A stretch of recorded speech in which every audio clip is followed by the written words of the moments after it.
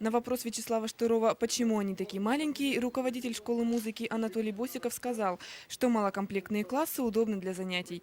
Это помогает индивидуально подходить к каждому ученику и получать более глубокие знания по предметам.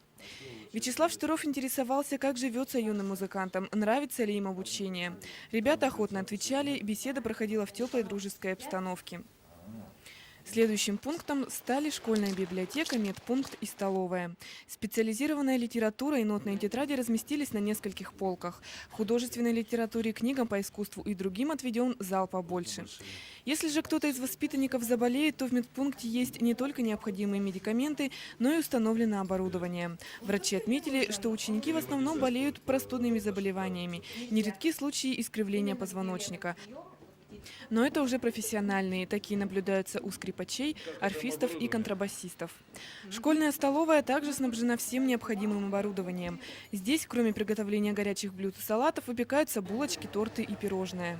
Вячеслав Штыров отметил чистоту, тепло и порядок в каждом корпусе. Учащиеся школы показали номера, с которыми не раз выступали на российских и зарубежных сценах.